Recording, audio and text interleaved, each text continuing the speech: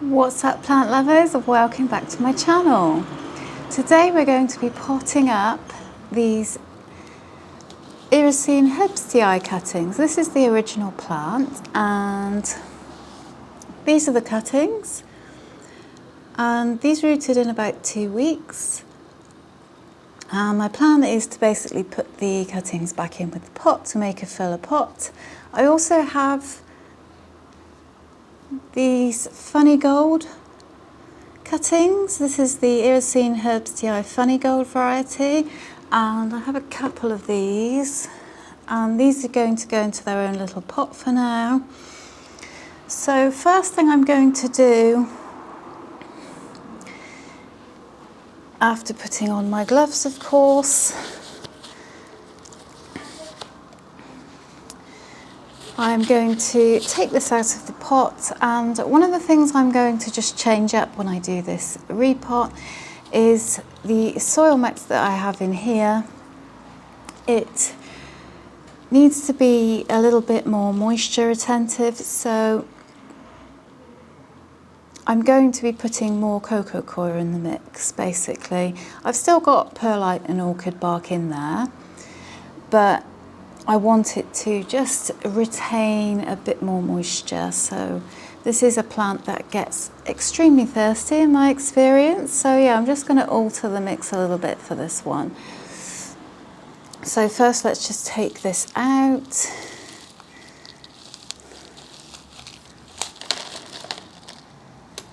And the roots on this one are pretty fine. It doesn't have kind of thick noodly roots like some plants have. They are super fine.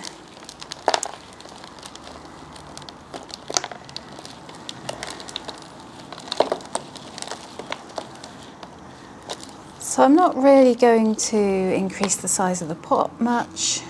In fact, I think I'll just put the same, yeah, I'm going to put it in the same pot. So I told myself I wouldn't make a mess. I am making a mess. So yeah, these are the cuttings, and you can see, if I can get it to focus, there we go. Lots of good roots there, and as you can see, they're not noodly roots like you get with kind of aroids, but they're more kind of thin. So let's see. Yeah, I'm going to just basically pop these into the same pot. And in fact, if you're wondering about how the mother plant is growing, I shall show you that in a second. Let's just pop those down. So the growth that you can see up here, this is new growth where I made the cuts. It is growing back pretty quickly, I'd say. Yeah, pretty fast to grow back, and that's what all my research kind of suggested, that this was a plant that responded pretty well to pruning. Just going to get a little bit of this soil off, just so I can make a little bit of room for the new guys. Yeah, it's always a little bit of an adventure for me doing these kinds of plants, because they're so different to, as I say, the sort of plants I usually pot that have the kind of really thick noodly roots. These are more like kind of garden plants with their thin little spindly roots, but that's just how the plant is. I've actually had this one under a grow light, and also the propagations I've had under a grow light too, because I was curious to see, would it help the plant grow? I think it's helped. I've been putting most of my propagations under the grow lights recently, and I'm pretty sure it helps them root quicker. Certainly the ones I've put under there have rooted very fast. And you do have to be a little bit careful about what you put under there. You don't want to scorch anything, although I haven't really noticed any problems with that kind of thing with the grow light. I'm not sure how long I've had it now, but I'm currently trialling some Syngoniums under my grow light, which is kind of a little bit risky because Syngoniums generally don't like direct light. However, the ones I've put in there are pink ones, and I was curious to see would they kind of help increase the kind of pink variegation on the Syngoniums. I've been keeping a really close eye on them though, just to make sure, you know, that they don't scorch, because Syngoniums have really thin leaves and they are kind of prone to scorching. But I don't think the grow light is the same as the sunlight in that it doesn't seem to be all that harsh. So I think it's okay, but yeah, I am keeping an eye on them. This plant seems to love it under the grow light. I've had the main plant under it for a while now, and it definitely seems happy with that. So I'll probably put this one back under the grow light once I've done this. Just give that a little tap there.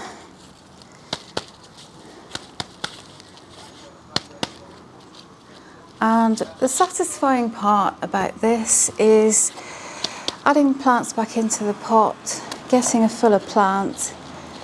I personally find that really satisfying because, you know, I put the work in to create the new plants, to nurture them, and then eventually when these start to grow, I will start to see a beautiful fuller plant. And I've done this with my other plants. I recently did it with a rubber plant, and the results are so satisfying to see the plant just absolutely thriving and looking lovely and full and healthy. So I kind of want a bit more of that. So yeah, that's why I'm putting these back in here. If you're wondering why I'm not doing the same thing with the Funnygold variety, it's just because I don't want to disturb the main plant on that pot at the moment, because the pot is very, very full anyway. And so I've decided to make a separate plant with those ones, just because it's already quite a full plant, even with the bits I cut off. So yeah, I'm going to leave that one for now, but I may combine them at a later date, possibly, we'll see.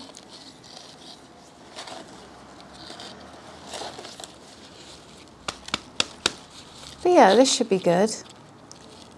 I think I'm getting 2 branches where I made the cuts on this. I'm not entirely sure, but it looks like I'm getting 2 branches. So yeah, if I move this out of the way, you can see I've added those back into the pot, and already it's looking fuller. And of course this is going to take a little bit of time to grow in. Of course at first it's a little bit awkward, but this should look really nice once it starts to grow in. I just love it. The red colour is so beautiful. So I should be popping that back into its pot. There it is. And then just setting it aside and leaving it to do its thing, really, let it grow back. But yeah, really pleased with that, and it's going to bring me a lot of joy to watch that grow back and see it get nice and full. Okay, so putting that one to one side, I'm now going to pop these little guys up into a small pot. Let's see how they're doing. They seem to be doing well. A couple of the lower leaves have gone. Same with the Bloodleaf variety. A couple of the lower leaves went a bit funky, but you do expect that with propagations. You very much don't always keep the leaves that you started with. Just show you those roots. Focus, focus. You can see, same with this one, it's got the same sort of very thin roots. So this is 2 cuttings there, and then I think have I got 2 more in here? Yes, 2 more in here. And so I'm just going to put these into a pot of their own. Those roots are so good, they're like hair.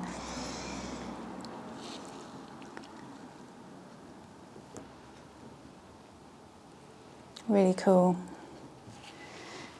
Okay, a little baby pot for this one. Let's pop them in.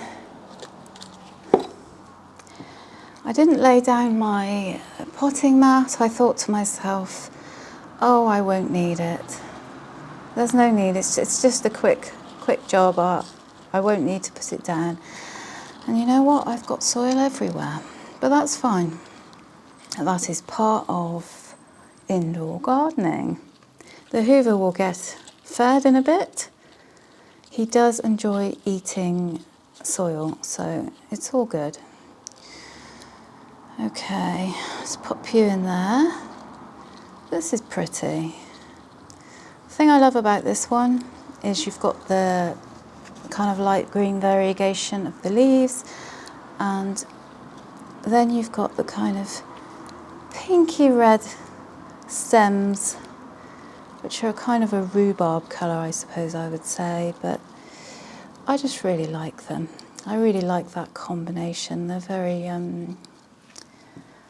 contrasting. They suit each other well. This is going to be such a cute little plant. Really cute. And I'd be more than happy to give this away if anyone is going to want it. I'll see, I don't know. I've actually got less propagations on the go at the moment than I normally would, because as summer started to come in, I don't know about you, but with having such a large plant collection, I was finding that there was a lot of work, and I had a lot to keep up with. I have a lot to keep up with, present tense, and I didn't want to add more propagations on top because, you know, you have to keep an eye on them, whether they be in water, whether they be in soil. You've got to make sure that they are okay. You know, if it's in water, these ones, for example, I pretty much had to top the water up every day, especially on the bloodleaf plants. They were constantly needing top-ups. The water was going down so fast.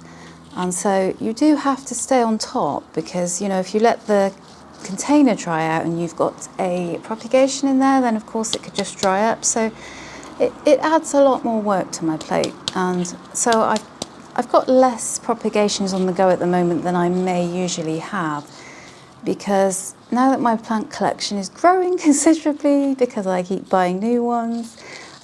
And don't get me wrong, I am happy about that, very happy about that, but it does take quite a lot more time, the more plants you have, of course, and yeah, I just haven't felt like I've had the room to be adding more and more work. Watering is something that takes the longest time, I would say, at the moment. With it being summer, a lot of them are drying out pretty quickly. In fact, there are a few that I think may need repotting because they are drying out so quickly.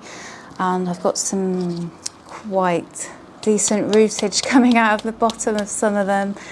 So yeah, I do have some repotting to do. I also haven't repotted all of my new plants either, so I have those to do. And yeah, I'm definitely feeling the burn as my houseplant collection grows. I'm feeling the burn of more work. And I've just made more work for myself here because now I'm going to have to hoover. That's fine. That's fine. I love hoovering. Okay, there's that little baby, and that is so cute. They are cute when they're babies. Look at that. Isn't that just adorable? See, now that I've just potted these up, I really want to go around and do some propagating because it is so satisfying to get to this point where you put your propagations into a pot, and yeah, it's just great. It's a real buzz for me, a real buzz. It's become something very important in my life, growing plants. It really, really improves my mental health, and yeah, I couldn't imagine life without it now. Don't want to get too sentimental on you, but it is really therapeutic doing this. Even when it takes me all evening to water my plants, because that's the only time sometimes I have to do it, I just love it. Every time I put water into a plant, I see the plant perk up. I see that I'm nourishing the plant, giving what it needs to grow, and it just makes me feel so good to do that. So yeah, I will admit that I have changed my watering routine a little bit because I have so many more plants now. So I used to water from the bottom a lot, but I've started watering sometimes from the top. In fact, a lot of the time. The more hardy plants that I have, I am using tap water for those. There are some sensitive plants such as calatheas, alocasias. I still use filtered water, but some of the really hardy plants that I know can take it, I've been just watering from the top because it's just so much quicker. I can take it to the sink, I can water it, it's done. But yeah, that's kind of helped to speed up my watering routine a little bit there. And yeah, as I say, I do have some sensitive plants that I still pay extra attention to. I make sure to give them filtered water. And you know, if it's a hardy plant, it seems fine with the tap water, so we'll see how it goes. If I get too many brown edges and things, then I might have to switch back to filtered water, but we'll see. So that is it for today. I have potted up my Iresine Herbstii. I'm really happy. Going to find this one a little pot to go in. Am I going to water them? This one was quite moist already, so I don't know. Possibly not, we'll see. But anyway, thank you so much for watching today. I really hope you enjoyed doing some repotting with me, and I'd love to know what you're propagating at the moment. It gets me so excited. Love, love, love propagation. So do let me know what projects you are working on. And as always, thank you so much for watching. Give the video a like if you liked it, and subscribe if you'd like to see more from me. And until next time, take care of your plants and take care of yourself.